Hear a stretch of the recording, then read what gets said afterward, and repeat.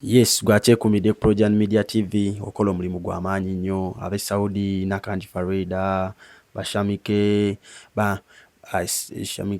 Shamina Kitende, Nina Kaki, mwenna mukola omulimu gw'amaanyi. Dickson nkulaba oli Dubai, n'abalala bangi nnyo mwebale okwekuumira ku Projan Media TV. WhatsApp group yawedde era abagirimu ssaawa zino bali mu kuchatting, emboozi egenda mu maaso ng'era kati eno emboozi yendese olunaku olwaleero gye okukubaganyako ebirowoozo, gye tugenda okukubaganyako ebirowoozo tutegeere ensobi yavudde wa. Emboozi si ndala wabula ya mwana muwala, nyinza omuyita omuwala naye nga mukazi mukulu, yayimba dda okuva dda, yava mu ggwanga lya South Africa, bamuyita Chaka Chaka. Abasinga mu mumanyi akubye ku nnyimba nnyingi, atopinzeko Africa ebbanga. Biseera bya apartheid mu South Africa yali bwankizo nnyo. Abasinga mumanyiko ekyo, n'ekirala abasinga kye bamumanyiiko nti mukwano gwa Bobi Wine nnyo. Mukwano gwa Bobby, ng'era lwe yasembayo okujja muno mu Uganda yakyalako wa Bobby ne banyumya ebigambo bingi. Mu bigambo ebimu bye yayogera ku mukutu ogumu ogwa TV ne radio muno mu Uganda, yagamba Bobi Wine ye Nelson Mandela addako. Eki kigambo kyali ky'amaanyi nnyo, gwayinza okkitunulira mu ange ya politics. Ekigambo kyali ky'amaanyi nnyo. So ebigambo ng'ebyo yabyogera ng'alaga nti mukwano gwa Bobi Wine nnyo. Kyaddaaki yali wa kuyimba mu nkuuka. Bw'atamanyi enkuuka kyekyo ekivvulu ekiteekebwa obwakabaka obwa Buganda, ng'era kibeera mu Lubiri Emmengo buli mwaka. Era kati ntuza kigenda mu mirundi nga 20 nga kiteekebwa enkuuka, ng'era kikyaza abayimbi kumpi bonna aba Uganda. Buli muyimbi bamuwa omukisa okubanga alaga ekitone kye ku stage nga performinga. Guno omulundi babadde baleese surprise artist ngayo artist omunene abadde wabweru wa ggwanga kuyimbirako kabaka Ronald Mwenda Mutebi Magulu Nnyondo Cuucu. Yabadde yamuyise ajja amuyimbireko ku nkuuka, ajja amusanyuse. So era yabadde wa kuyimba nga 31 ebiririro bigenda okukubibwa nga yali ku stage bwe yabadde enteekateeka y'Emmengo mu Lubiri ey'enkuuka.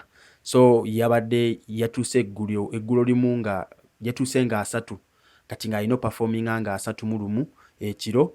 Awo nga ye main artist gwe baadde bakyazizza nga bano abayimbi ba Uganda be bagenda omuwerekerako. Yabadde ayitiddwa kuyimba ku nkuuka, ng'era bw'otunuulira mu ango ya politics ng'olaba ddala waliwo akazannyo ke bazannya. Kwaki baba bakyaza oyo? Anyway, eyinza okuba nsonga yaabwe kwaki baba bakyaza oyo mukwano gwa Bobi Wine, oba eyabadde yakavaayo okwogera ebigambo ng'ebyo nti Bobi Wine the next big thing, era nga South Africa mbu bamutunuulira nnyo ate nga bamwagala nnyo. Support yonna tujjukira Bobi Wine agenda South Africa, support yali y'amaanyi. Abeeyo bamwagala nnyo, abeeyo ba people power nnyo. Obukofiira bwonna bwali mu street ze South Africa buli wamu. So Yvonne nga bamuyita ng'atuuka mu ggwanga kubye ku press conference zaawo, tumulabyeko, tumuwerekedde okuva ku kisaawe Entebbe. Mbeera nga buli kimu nga kiri bulungi, wabula tuba tuli awo tugenda owulira nti yakwatiddwa.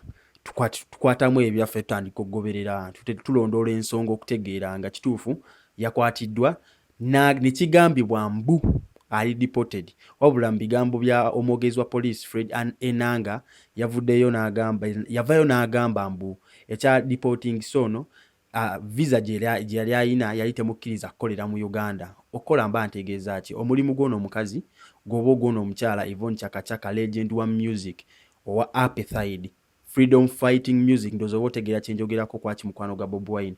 Muno mu Uganda Bobi Wine is a freedom fighter. So eyo akuba music alwanirira eddembe ly'abantu. Tumujjukira mu apartheid. Abamanyi story South Africa sagala ate njigendemu kubanga si emboozi y'olunaku lwaleero.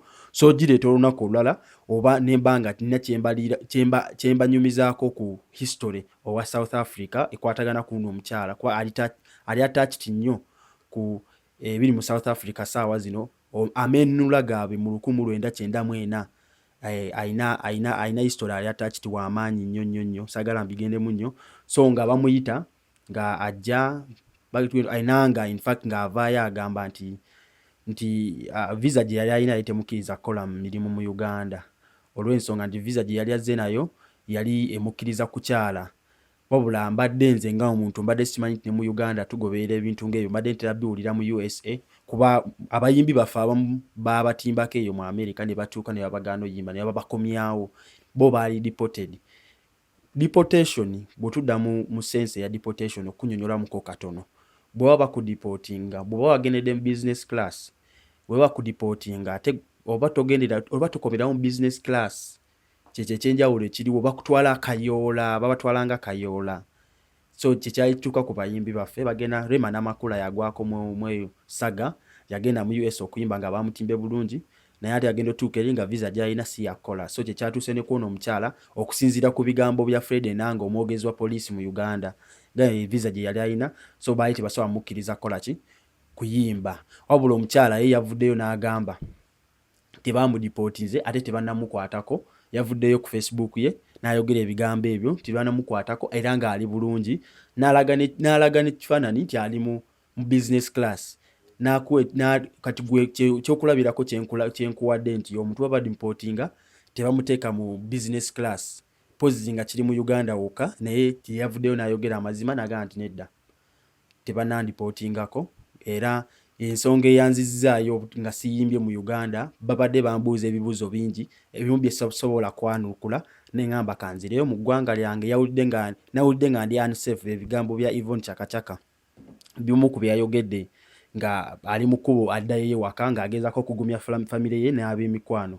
Wabula onyongera okutunuuzaamu eno ensonga nti mukwano gw'ono yagaanibwa okuyimba mu Uganda.